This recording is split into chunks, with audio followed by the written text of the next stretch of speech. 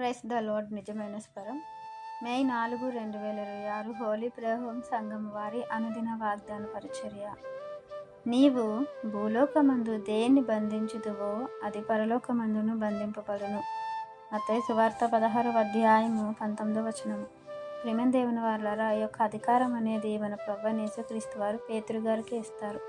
ఎందుకు అనంటే, పేతురు గారికి ఇదిగో మీరందరూ నన్ను గురించి ఏమనుకుంటున్నారు, ప్రజలు ఏమనుకుంటున్నారు అని అడిగినప్పుడు ప్రజలు ఏలియా అని, అలాగే బాప్తిస్మిచ్చి యోహాన్ అని, ప్రవక్త అని అనుకుంటున్నారంటే మరి మీరైతే ఏమనుకుంటున్నారు అన్నప్పుడు పేతురు గారు నువ్వు సజీవుడైన దేవుని కుమారుడు అనబడిన క్రీస్తువు అని చెప్తారు. అలాంటప్పుడు మరి ప్రభువైన యేసుక్రీస్తు వారు ఇది నీ జ్ఞానం ద్వారా కాదు కానీ దేవుడు బయలుపరిస్తే నువ్వు చెప్పగలిగావు అనేది మనం ఇక్కడ చూస్తాము. అప్పుడు ఇదిగో బండ మీదన సంఘమును నువ్వు కడతావు. ప్రభువు అనే పునాది బండం మీద మరి పేతురు గారు పరిశుద్ధాత్మ ద్వారా సంఘాన్ని స్థాపించి సంఘాన్ని మరి విస్తరింపచేస్తారు. ఆత్మలను బట్టి ఒకటే ధన్యత, భారము ప్రభువైన యేసుక్రీస్తు వారు మరి పేతురు గారికి ఇస్తారు. ప్రియమైన దేవుని వారలారా, సంఘానికి ఉన్నటువంటి గొప్ప ధన్యత, సంఘానికి ఉన్నటువంటి గొప్ప ఈ అధికారం అనేది జ్ఞానము ద్వారా వస్తుంది అని మనము తెలుసుకుంటాము.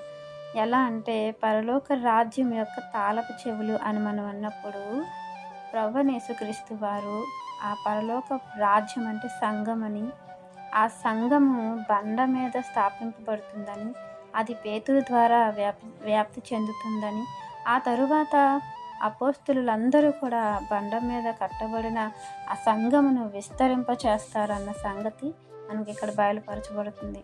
అదేవిధంగా సంఘము దేవుని జ్ఞానము కలిగి ఈ భూమి మీద దేనిని బంధించాలో, దేనిని విప్పాలో అనే జ్ఞానాన్ని బట్టి దేవుడు మనల్ని నడిపింపుని బట్టి మనము పరిశుద్ధాత్మ మీద ఆధారపడ్డ విధానం బట్టి, పరిశుద్ధాత్మ శక్తి మనల్ని నడిపించే విధానాన్ని బట్టి మనం చూస్తాము. ఎందుకంటే దేవుని జ్ఞానము లేకపోతే మనం ఏది చేయలేము.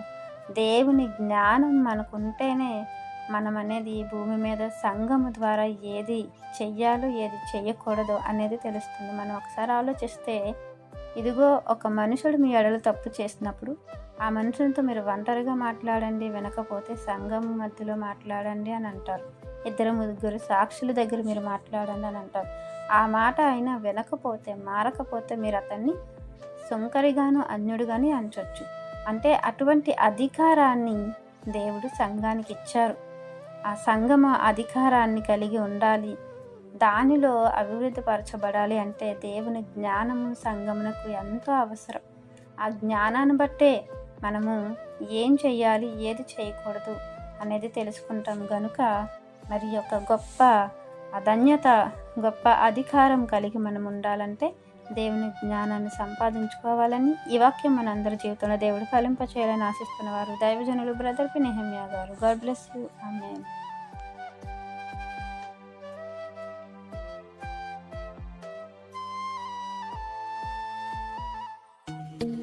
Hi friends, Holi prayer home Gajuwaka సంఘం వారు మాట్లాడిన విలువైన దేవుని సందేశములను మీరు వినటానికి మా యొక్క యూట్యూబ్ ఛానల్ హోలీ ప్రేయర్ హోమ్ను సబ్స్క్రైబ్ చేసుకొని పక్కనున్న బెల్ ఐకాన్ క్లిక్ చేయగలరు.